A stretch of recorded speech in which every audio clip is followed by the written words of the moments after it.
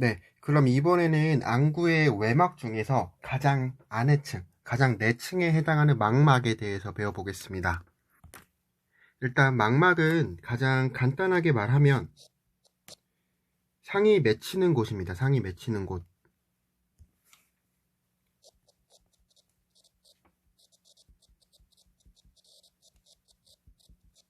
이렇게 정리를 할 수가 있고요. 일단은 자세히 한번 알아보겠습니다. 망막이란 외부에 있는 물체의 영상이 맺히는 불완전하게 투명한 신경 섬유층입니다.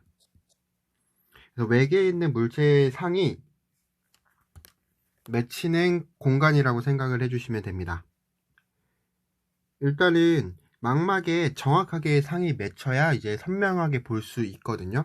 근데 이 망막에 선명한 상을 맺히기 위해서는 4개의 과정이 이루어집니다. 이 4개의 과정은 조금 이따 더 자세히 배울 거고요. 안경학계에서 의한 빛의 굴절, 그래서 뭐 수정체 혹은 뭐 각막이나 수정체에서 빛이 굴절되는 과정, 그리고 두 번째는 수정체의 조절작용, 그리고 세 번째는 동공의 수축, 그리고 네 번째는 눈의 폭주 운동입니다.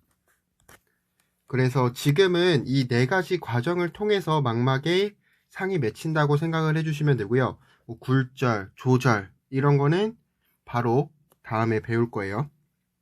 그래서 안구벽의 가장 내측이다. 두께는 0.125mm의 얇은 막입니다. 그래서 안구를 이렇게 그렸을 때 가장 안쪽에 해당하는 이쪽이 이제 망막이에요. 망막. 이쪽이 이렇게 다 망막입니다. 가장 안쪽 층이. 그래서 외면에는 중층인 맥란막, 그리고 내면은 이 안에 채우고 있는 초자체와 접촉을 하고 있습니다. 그리고 이 망막의 가장 앞부분을 가면은 거기는 이제 거상현에서 모양체와 이렇게 만납니다. 그리고 그 모양체와 만나는 부위가 망막이 얇아지기 시작합니다. 그쪽 부위부터. 그리고 모양체와 홍채 내측 조직층까지 망막은 이렇게 퍼져 있는데, 그 모양체 부분에 있는 망막을 망막 모양체부, 홍채 쪽에 있는 망막을 망막 홍채부, 이렇게 말을 합니다. 그래서 망막이랑 안구 벽에서 가장 안쪽에 있는 층이고, 이러한 망막에 상이 맺혀야 선명하게 볼 수 있는데, 그 맺히는 과정은 총 4가지의 과정을 통해서 이루어지고, 빛의 굴절, 수정체의 조절, 그리고 동공의 수축, 눈의 폭주 운동, 이렇게 4가지 과정을 통해서 망막에 선명한 상이 맺히고, 이 망막의 바깥쪽은 맥락막, 안쪽은 초자체 이렇게 되어 있고, 이 망막은 앞쪽으로 가면 거상현의 모양체와 접속이 하는데, 모양체와 홍채 내측까지 진행이 된다. 이렇게 먼저 이해를 해주시고요. 이 망막은 총 10개 층으로 구성이 되어 있습니다. 그래서 색소상피층, 시세포층, 외경계층, 외가립층, 외망상층, 내과립층, 그리고 내망상층, 그리고 신경절세포층, 신경섬유층, 내경계층, 이렇게 총 10개 층으로 구성이 되어 있습니다. 이번에는 이제 망막에서 황반과 중심화에 대해서 배울 건데, 먼저 이제 안구의 후국 근방에는 직경 약 5mm의 원형의 반사가 보이는데, 후국이 뭐였죠? 저희가 저번 시간에 배웠었는데, 뭐 이렇게 눈이 있다고 가정하면 각막의 정점에 있는 게, 각막의 중심에 있는 게 이제 정극, 그리고 이 정극에서 각막의 수직으로 선을 그어서 이 공막과 만나는 부분이 후국이라 했죠. 후국. 이 후국 근방에는 직경 약 5mm의 원형의 반사가 보이는데, 그 안쪽에 다른 부위보다 조금 어둡게 보입니다. 이쪽 그림을 보시면 이쪽이 조금 더 어둡죠. 다른 부위보다 조금 어둡게 보여요. 이 부위를 황반이라고 합니다. 황반. 그리고 그 황반의 중앙부에는 원추 모양으로 오목하게 이렇게 들어가 있어요. 이 그림처럼. 이 황반 부위에서 유독 이렇게 들어가 있죠. 이렇게 오목하게 들어간 부분이 있는데 이곳을 중심와라고 합니다. 그래서 정리하면 안구의 후극근방에는 5mm의 원형 모양이 있는데 거기를 이제 황반이라고 하고 그 황반의 중앙부에는 중심와라고 합니다. 이제 황반이랑 중심와에 대해서 조금 설명을 해줄게요. 중심화 부위는 얇고 색소상피층의 색소가 다른 부위보다 많다. 중심화 부위는 이렇게 오목하게 파여 있기 때문에 당연히 얇겠죠. 그리고 그 부위에는 색소상피층의 색소가 다른 부위보다 많습니다. 그래서 이런 중심화의 기능은 형태시, 색각시, 명소시를 담당합니다. 그러니까 이 중심화에서는 색을 조금 구별을 하고 형태를 구별하고 그리고 밝았을 때에 이제 기능을 하는 겁니다. 그리고 황반부 구조의 특징은 시세포가 잘 발달하고 시세포가 직접 빛을 닿도록 되어 있습니다. 황반부는. 그래서 여기 부위가 이제 황반부라고 하면은 이 부위에 이제 시세포들이 잘 발달이 되어 있고 이제 빛이 직접 닿는 거예요. 요 시세포에. 그리고 그 중심은 중심하고 그 부분은 얇고 색소상피층의 색소가 다른 부위보다 많다. 이렇게 보시면 되고요. 중심화에는 혈관이 없으며 그 중앙 0.5에서 0.6mm 직경 부위에는 간체는 존재하지 않고 다만 추체만이 존재하며 직접 추체에 도달되므로 이곳에서는 색각, 형태각 또는 시력에 대한 감도가 가장 높다라고 적혀 있습니다. 그러니까 이제 황반이 망막에서 빛을 가장 선명하고 정확하게 받아들이는 부위인데 그 중에서도 중심화가 가장 선명하고 정확하게 받아들인다고 생각을 해주시면 돼요. 근데 이 중심화에는 혈관이 없고 직경 부위, 그러니까 이 중심화 부위에는 간체는 없고 추체만 있어요. 근데 추체가 뭔지 간체가 뭔지는 바로 설명을 해 드릴게요. 먼저 추체. 추체는 색상을 구별하는 겁니다. 그에 반해서 간체는 빛의 명암을 구별하는 겁니다. 그러니까 이제 추체는 이게 무슨 색이구나 이런 것들을 구별할 수 있고요. 그리고 추체는 반응이 굉장히 빠릅니다. 그에 비해 간체는 반응이 조금 느려요. 그리고 추체는 600만 개 정도가 있는 반면에 간체는 1억 2천만 개. 간체가 훨씬 많죠. 그리고 이 추체는 중심화 부분에 집중적으로 분포가 되어 있습니다. 그리고 요거는 낮에 주로 활성화가 되고요. 간체는 야간에 활성화가 됩니다. 그래서 옆에 그림을 보시면 이렇게 막대 모양으로 생긴 게 간체, 이렇게 생긴 게 추체예요. 그러니까 추체와 간체의 차이는 추체는 중심화 부위에 집중적으로 분포가 되어 있고 요거는 색상을 구별을 한다. 이렇게 봐주시면 되고요. 간체는 이제 빛의 명암을 구별하는 데 사용이 되는 겁니다. 그럼 다시 앞에 장으로 넘어가서 그림을 한번 볼게요. 여기 밑에 보면은 이제 중심화에는 추체만이 존재한다고 적혀 있잖아요. 추체만이 존재한다고. 그러니까 이쪽 부분, 이렇게 오목해져 있는 부분이 이제 중심화 부분인데 이쪽을 보시면 이렇게 추체만 있는 겁니다. 이게 추체예요. 그리고 여기에는 간체가 따로 없고 간체는 그 주위에 이렇게 간체는 있을 겁니다. 그리고 추체가 이제 색각을 구별하고 반응이 빠르다고 했잖아요. 그렇기 때문에 황반부 중에서도 중심화 부위가 가장 선명하고 색을 정확하게 구별을 할 수 있는 겁니다. 그러면 당연히 우리가 상을 맺힐 때 어디에 맺혀주면 가장 선명하게 보겠어요? 이 중심화 부분에 상이 맺혀야 색각도 정확하게 구별을 하고 가장 선명하게 볼 수 있는 겁니다. 그러면 망막에서 이제 망막에 빛을 맺을 때, 상을 맺을 때 중심화에 맺히면 가장 선명하고 정확하게 구별을 할 수 있으며, 그 이유는 중심화에 추체가 많기 때문에 라고 생각을 해주시면 됩니다.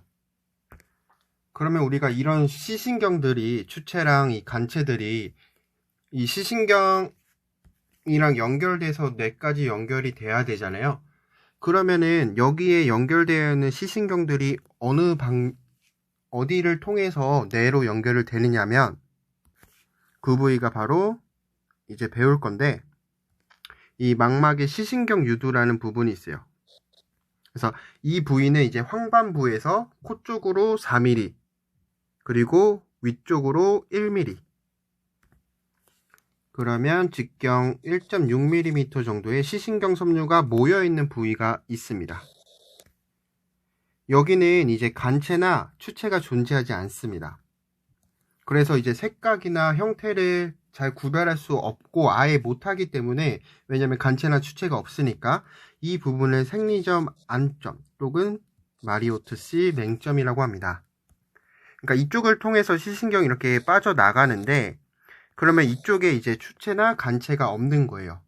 그렇기 때문에 이쪽에 상이 맺혀버리면 우리가 색각이나 형태를 인식을 할 수가 없는 거죠.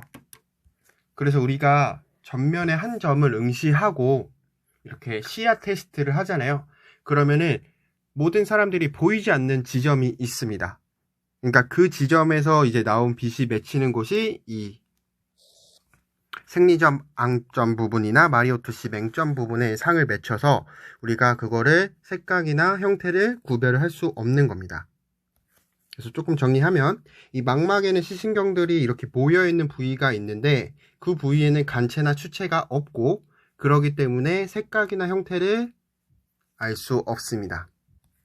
그래서 그 부위를 생리점 앙점 혹은 마리오트씨 맹점이라고 합니다. 이렇게 이해를 해주시면 됩니다. 그러면 이렇게 시신경들이 나가서 뇌까지 어떻게 연결이 되는지에 대해서 한번 알아볼게요. 이 그림을 보시면 이렇게 시신경들이 이 시신경 유두를 통해서 쭉 나와서 이제 뇌까지 연결이 되는 겁니다. 그래서 요거를 다음 그림에서 조금 자세히 한번 볼게요. 그림을 한번 볼게요. 이 그림을 보면은 이 시신경들이 이렇게 시신경 교체가 되면서 시삭, 외슬상체, 시방선, 시중추, 대뇌 후두엽까지 가는 과정이 나와 있는 그림입니다. 그래서 이쪽 부위를 시신경, 그리고 여기가 시신경 교차부, 시삭부, 외승상체, 시방선, 시중추, 이런 방향으로 이제 진행이 되는 겁니다. 그래서 요거 그림을 조금 해석을 하면, 조금 지워볼게요.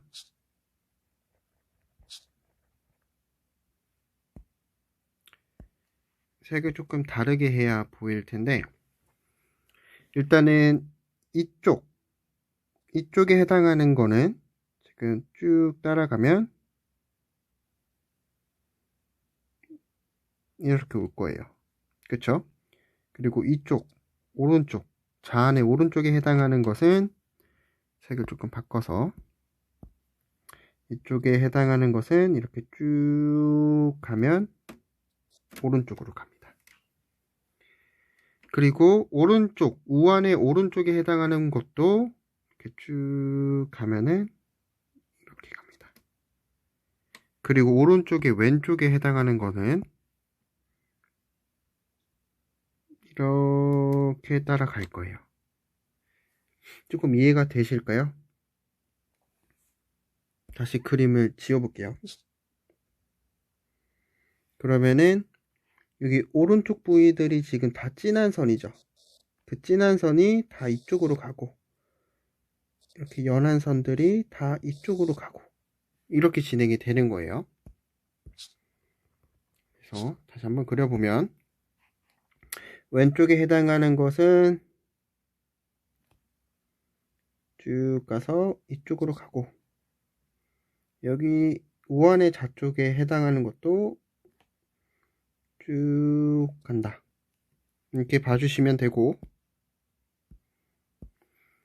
좌안의 오른쪽에 해당하는 것도 반대쪽으로 이렇게 진행이 되고, 우한의 오른쪽은 이렇게 진행이 된다 라고 봐주시면 됩니다.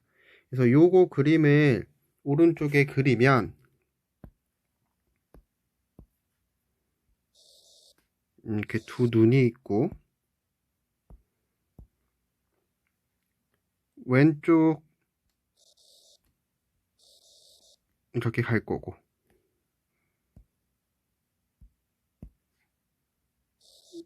이렇게 갈 겁니다. 그래서 요거를 조금 정리해서 다시 그리면 이런 식으로 그려질 겁니다. 그러면 우리가 여기서 이제 또 한번 봐야 되는 것은, 이쪽이 좌완이고 이제 우완이잖아요. 그러면 여기에 맺히는 게 어떤 거냐면, 요거를 이렇게 대각선으로 그어줍니다. 양쪽 다.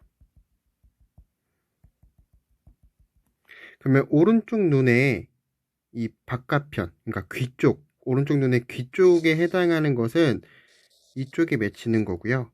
오른쪽 눈의 코 쪽에 해당하는 것은 이쪽에 이렇게 대각선으로 맺히는 거예요.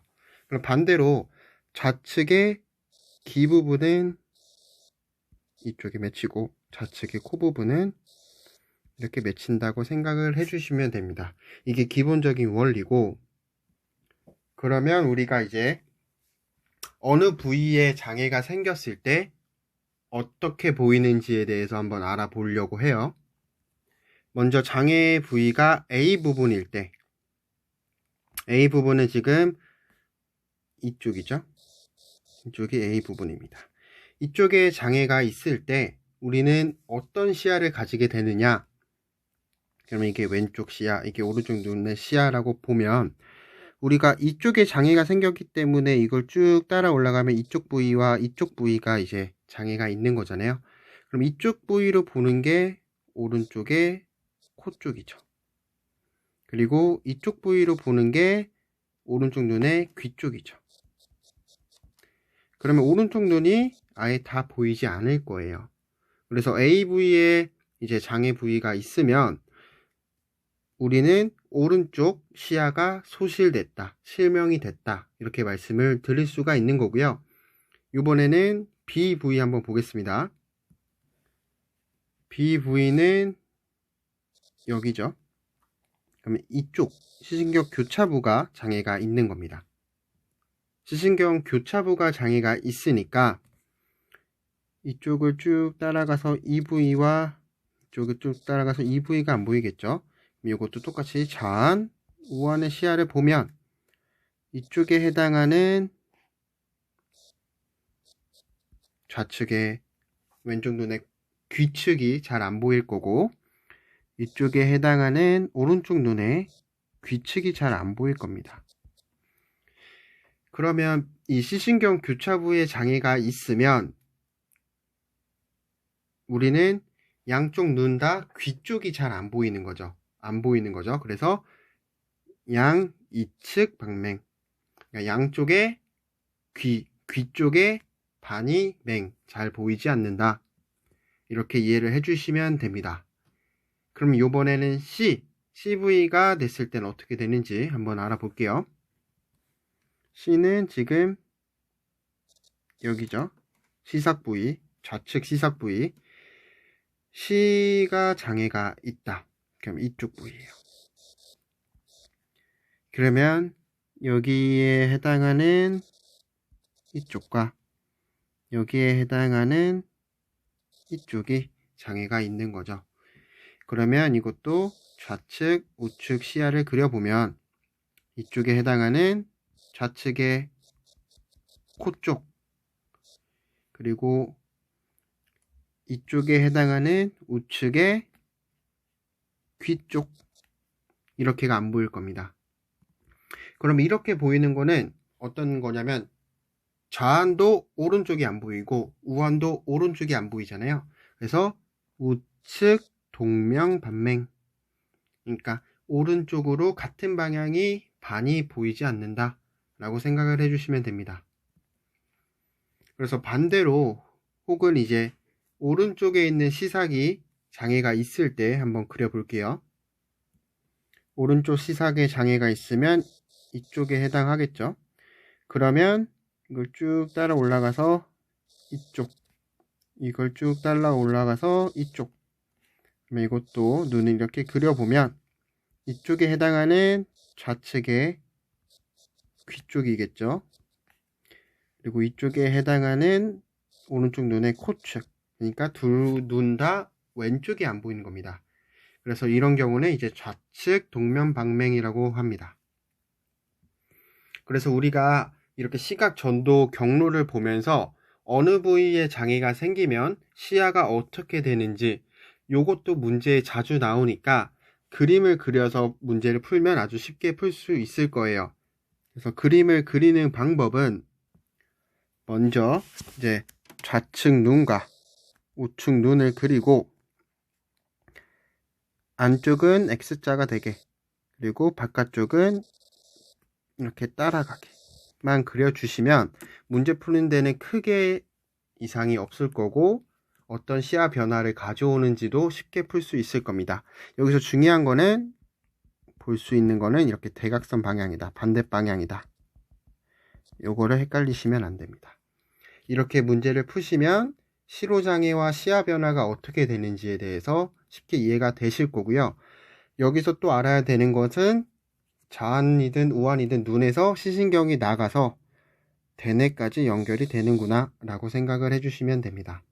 이번에 이제 안구의 기능과 생리에 대해서 알아볼 건데, 이제야 뭐 동공이 수축하는 거 아니면 수정체의 조절 이런 거 앞에서 배웠었는데 그게 뭔지에 대해서 조금 배워볼 거예요. 먼저 이제 안구는 6개의 외안근이 회선점을 중심으로 해서 모든 방향으로 운동을 합니다. 6건의 외안근이 뭐가 있었죠? 6개가? 외직근, 내직근, 상직근, 하직근, 상사근, 하사근, 이렇게 6가지가 있었죠. 그 근육으로 이용해서 모든 방향을 볼 수 있게 운동을 합니다. 그래서 좌우 안구는 언제나 공동적인 운동을 통해 물체를 주시하게 되는데, 우리가 물체의 존재를 인식하는 법을 한번 이해를 해볼게요. 먼저 이제 외계의 물체에서 나오는 광선이 있을 거 아니에요. 물체에서 나오는 광선을 각막, 전방, 수정체, 초자체의 투명한 매체를 통과하면서 굴절이 됩니다. 그리고 외안근의 운동에 의해서 시세포가 밀집된 망막의 황반부 중심화에 초점을 맺게 하는 겁니다. 그래서 눈을 이렇게 움직여서 망막의 중심화, 그러니까 황반부의 중심화에 상을 맺게 하는 겁니다. 그래서 우리가 예를 들어서 저기 전방에 있는 무엇인가를 볼 때 그 방향으로 눈을 돌려야지만 선명해지잖아요. 그 이유가 그 방향으로 돌려야지 그 물체가 나오는, 그 물체에서 나오는 광선이 망막의 황반부의 중심화에 맺히기 때문에 눈을 돌려서 그 물체를 봤을 때 이제 선명해지는 겁니다. 그리고 그 물체를 보지 않고 그 주변을 봤을 때 이 주변에서 보이는 것들은 선명하지 않잖아요. 그 이유가 이제 중심화에 그게 상이 맺히지 않기 때문에 그거는 선명하지 않은 겁니다. 그렇게 이제 망막의 중심화에 초점을 맺으면 망막에서 발생한 전기적 흥분은 시신경 섬유에 의해 대뇌 피질의 시각 준추로 전달이 돼서 우리가 인식을 하는 겁니다. 그래서 조금 정리하면 외계에 있는 물체에서 나오는 광선을 우리가 굴절을 시켜서, 그리고 외안근이 눈을 이동을 해서 망막의 황반부의 중심화에 초점을 맺게 하는 겁니다. 그럼 그 중심에 초점을 맺으면 그 망막 중심화에서 발생한 전기적 흥분이 시신경 섬유를 타고 대뇌 피질의 시각 준추로 전달이 되는 겁니다. 여기까지는 이해가 되실 것 같고, 요번에는 이제 수정체가 하는 조절에 대해서 알아보겠습니다. 이 조절을 배우기 전에 우리가 물론 과학 시간에 고등학교 때 배웠겠지만 우리가 플러스 렌즈가 있고 마이너스 렌즈가 있어요. 그래서 플러스 렌즈, 마이너스 렌즈가 있는데, 이 플러스 렌즈는 우리가 뭐라고 배웠죠? 플러스는 볼록 렌즈라고 하죠. 마이너스 렌즈는 오목 렌즈다. 그래서 우리가 기본적으로 볼록 렌즈는 가운데가 이렇게 두꺼운 이게 볼록 렌즈일 거고, 오목 렌즈는 가운데가 얇고 오히려 주변부가 조금 더 뚱뚱한 이렇게 두꺼운 렌즈일 겁니다. 기본적으로 빛이 통과를 하면, 이렇게 빛이 통과를 하잖아요. 그러면 빛은 두꺼운 부분으로 꺾인다고 봐주시면 돼요. 그러면 이 빛은 가운데로 이렇게 꺾이겠죠. 이 빛도 이렇게 지나가면 뚱뚱한 부분 가운데로 이렇게 두꺼운 부분으로 꺾입니다. 그러면 플러스 렌즈, 이 볼록 렌즈는 빛을 모으는 거예요. 반대로 오목 렌즈는 이렇게 빛이 지나가면 빛이 두꺼운 부분을 꺾이니까 위쪽으로 이렇게 꺾일 거고, 이쪽 빛도 바깥으로 이렇게 꺾일 겁니다. 그래서 마이너스 렌즈는, 오목 렌즈는 발산 렌즈라고 하는 겁니다. 이게 가장 기본적인 이제 개념이니까 이거를 통해서 한번 알아볼게요. 조절에 대해서. 일단 우리가 각막과 수정체는 굉장히 중요한 굴절 매체예요. 눈에 있어서 굴절력도 크고 하기 때문에 각막과 수정체는 정말 중요한 굴절 매체인데, 두 가지가 조금 차이가 있습니다. 이 각막은 일정한 굴절력을 가지고 있어요. 그러니까 어떤 상황이든 굴절력이 똑같은 거예요. 어떤 상황이든 빛을 똑같이 꺾어주는 겁니다. 근데 그에 반해서 수정체는 물체의 원근에 따라, 물체의 거리에 따라서 형태가 변화가 되어서 굴절력을 변화시키는 기능을 가지고 있습니다. 그래서 우리가 가까이 볼 때나 멀리 볼 때 수정체가 가지는 굴절력이 바뀌는 거예요. 그러니까 가장 근본적인 차이는, 각막은 항상 일정하게 빛을 꺾는 데 반해 수정체는 물체의 거리에 따라서 빛을 꺾는 정도를 다르게 한다. 이게 가장 근본적인 차이예요, 두 가지가. 그러면 왜 가까이 있거나 멀리 있을 때 굴절력을 다르게 하느냐? 우리가 기본적인 그림을 한번 그려볼게요. 우리가 눈이 이렇게 있잖아요. 그러면 우리가 빛이 들어와서 망막에 이렇게 맺혀야 돼요. 딱 이 망막 부위에 빛이 상이 맺혀야 선명하게 볼 수 있는데, 우리가 가까이 있는 물체를 보려면 어떻게 해야 되느냐? 가까이 있는 물체를 보면 요게 상이 이렇게 뒤에 맺힙니다. 가까이 있는 거는. 그림 색을 조금 다르게 볼게요. 가까이 있는 게 이렇게 뒤에 맺히고, 이렇게 뒤에 맺히면 당연히 선명하게 안 보이겠죠. 왜냐하면 망막의 중심화 부위에 상이 맺혀야 선명한데 뒤에 맺히면 선명하지 않잖아요. 그러기 때문에 이 수정체가 굴절력을 바꾸는 거예요. 그러면 밖에 있는 상을 이렇게 망막까지 쭉 끌고 와야겠죠. 그러면 빛이 여기 맺힐 때보다 여기에 맺히려면 더 많이 안쪽으로 모아줘야겠죠. 수렴을 해야겠죠. 그러면 수정체가 더 플러스 렌즈 효과를 내야 될까요? 아니면 마이너스 렌즈 효과를 내야 될까요? 네, 맞습니다. 플러스 렌즈 효과를 내야지 이 밖에 있는 거를 더 안쪽으로, 왜냐하면 빛을 더 안쪽으로 꺾어주니까 이렇게 꺾어주는 거고, 요거는 바깥으로 하는 거니까 이 수정체가 좀 더 플러스 렌즈 값을 크게 가져야 돼요. 왜냐면 빛을 더 앞쪽에 맺게 해야 되니까. 그래서 우리가 가까이 있는 것을 보려면 이렇게 수정체가 두꺼워집니다. 왜? 바깥에 있는, 그러니까 더 멀리 맺힌 상을 더 앞쪽으로 당겨야 되기 때문에 플러스 렌즈 효과를 더 내기 위해서 더 이렇게 수정체가 두꺼워져야 돼요. 그럼 이 수정체가 두꺼워지려면 어떻게 돼야 되느냐? 모양체에서 수정체 독법으로 뻗어 있는 모양체 소대가 느슨해지는 겁니다. 그래서 모양체와 수정체를, 모양체가 이제 수정체랑 이렇게 닿아 있잖아요. 그래서 그 모양체 소대가 느슨해지는 거예요. 그러면 이 수정체는 원래 탄력성을 가지고 있습니다. 그러니까 원래 이렇게 되어 있는 게 아니라 원래는 굉장히 이렇게 뚱뚱한 거예요. 두꺼운 거예요. 그래서 이 모양체가 원래는 쫙 당기고 있어서 이렇게 얇아져 있는데 요거를 느슨하게 놔두는 겁니다. 그러면 원래 형태처럼 이렇게 본래의 탄성을 이용해서 망곡이 강하게 되어 굉장히 두꺼워지는 겁니다. 수정체가. 그래서 두꺼워져서 가까운 물체에서 나온 광선을 적절하게 굴절을 시켜서 황반부의 중심화에 초점을 맺도록 합니다. 이런 현상을 이제 조절이라고 하는 거예요. 그러니까 이 조절은 가까이 있는 물체를 볼 때 수정체가 두꺼워져서 망막에 상을 맡길 수 있게 하는 게 이 조절이잖아요. 그래서 우리가 이제 돋보기를 쓰시는 분들은 가까이 있는 거를 볼 때 수정체가 이렇게 두꺼워져야 되는데 이런 근육들이나 이 수정체 자체가 힘이 약해져서 그게 안 되는 거예요. 조절이. 그래서 망막에 상이 맺히지가 않는 거죠. 그래서 가까이 있을 때 잘 안 보이는 거예요. 그래서 우리가 가까이 있는 게 잘 안 보이기 때문에 그걸 거리를 조금 멀리, 그러니까 좀 멀리 떨어뜨려 놓고 보면은 그때서야 이제 망막에 상이 맺혀서 볼 수 있는 거죠.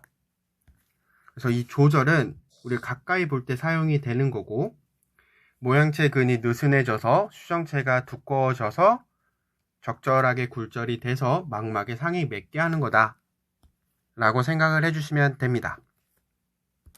다음은 동공 크기 변화. 그래서 동공은 홍채의 동공관략근과 동공상대근의 작용으로 축소되거나 산대되어, 그러니까 커져서 눈 속으로 들어가는 광량을 자동으로 증가하거나 감소시킨다. 우리가 기본적으로 밝은 곳에 이렇게 나가면 빛이 너무 많이 들어오기 때문에 그 들어오는 빛을 줄이는 거예요. 그러려면 어떻게 해야겠어요? 동공이 작아져야겠죠. 동공이 작아져서 그 눈 속으로 들어가는 빛을 조금 줄여두는 겁니다. 그래서 밝은 곳 혹은 강한 빛이 있는 경우에는 축동, 그러니까 동공이 작아져서 눈 속으로 들어가는 광량을 감소시키고, 어두운 곳 혹은 약한 빛이 있을 때는 우리가 보려면 빛을 많이 받아야 되잖아요. 그러면은 산동, 동공이 커져서 눈 속으로 들어가는 광량을 증가시킨다. 이렇게 생각을 해주시면 되고요. 기본적으로 이렇게 축동, 이 동공이 작아지는 속도가 산동되는 속도보다 조금 더 빨라요. 그래서 우리가 이렇게 후레쉬나 이렇게 빛을 딱 비추면 순간적으로 눈이 작아지잖아요. 그게 훨씬 빠릅니다. 작아지는 게. 근데 우리가 이제 가까이 있는 거리를 볼 때 조절을 하잖아요. 근데 그 조절을 할 때 축동도 같이 일어납니다. 그러니까 동공도 작아지는 거예요. 그리고 폭주도 함께 일어납니다. 이 폭주는 뭐냐면 양쪽 눈을 가운데로 모으는 거예요. 양쪽 눈이 안쪽으로, 그러니까 안쪽으로 모이는 거예요. 코 쪽으로. 이렇게 세 가지가 동시에 일어납니다. 그러니까 이 가까이를 보기 위해선 조절도 되고 동공도 작아지고 폭주, 눈도 모아지는 겁니다. 그래서 이런 세 가지가 동시에 일어나는데 이게 근겸반사 혹은 근겸반응이라고 합니다. 그래서 가까이 볼 때 반사, 축동, 조절, 폭주가 동시에 일어난다. 그래서 혹시 아직은 써보신 적은 없겠지만 콘택트 렌즈 중에서도 다초점처럼 이제 가까이도 볼 수 있고 멀리도 볼 수 있는 렌즈가 있는데, 그거는 이제 동공 크기에 따라서 이제 보는 거예요.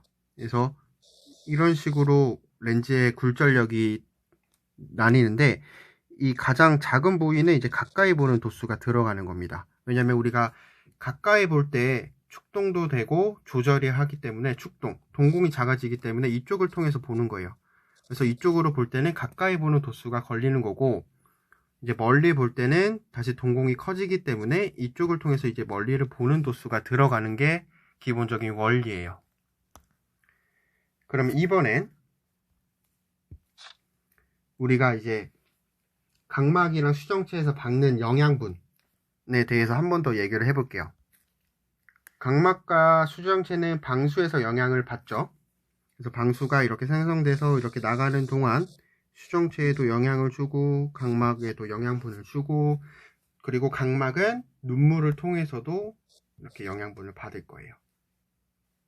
근데 이 방수는 이제 생산과 배출이 균형을 이루어야지, 생산량이 너무 많거나 배출이 조금 되면 안압이 높아질 수가 있다고 말씀을 드렸습니다.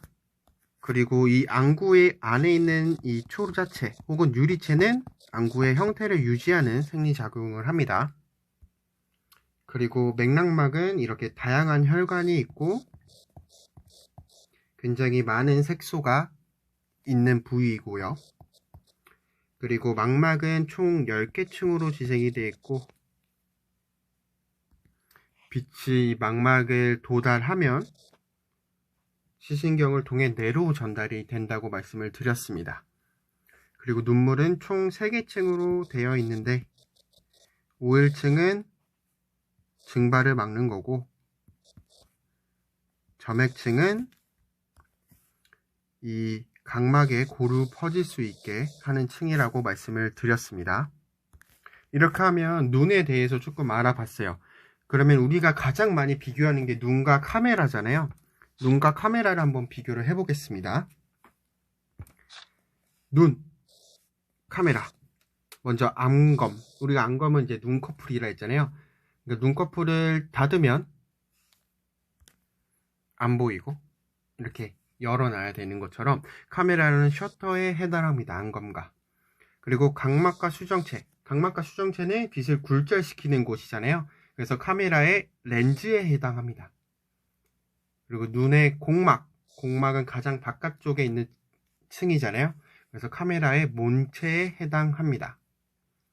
그리고 눈의 맥남막. 맥남막은 혈관도 많고 색소도 많은 부위잖아요. 그래서 이 부분은 이제 카메라의 어둠 상자에 해당을 하고요. 눈의 홍채. 홍채는 이제 동공의 크기를 조절하는 것처럼 카메라는 조리개와 같은 역할을 합니다. 그리고 눈의 망막. 망막은 어떤 거죠? 여기에 상이 맺혀야 선명하게 보이는 부위이기 때문에 카메라의 필름에 해당합니다. 이렇게 하면 눈에 대해서는 조금 정리를 해봤어요. 그래서 이제 다시 처음엔 눈 그림을 보면 이제 모든 게 다 조금은 이해가 될 거예요. 아, 망막이 뭐구나, 공막이 뭐구나, 크게 이해가 되실 것 같고요. 다음 시간에는 우리는 이제 시력에 대해서 한번 배워보려고 합니다. 이제 눈에 대해서 배웠으니까 그 눈이 하는 일, 그러니까 보는 거, 그리고 시력에 대해서 한번 배워보겠습니다. 이번 주도 수고하셨고 다음 주에 뵙겠습니다. 감사합니다.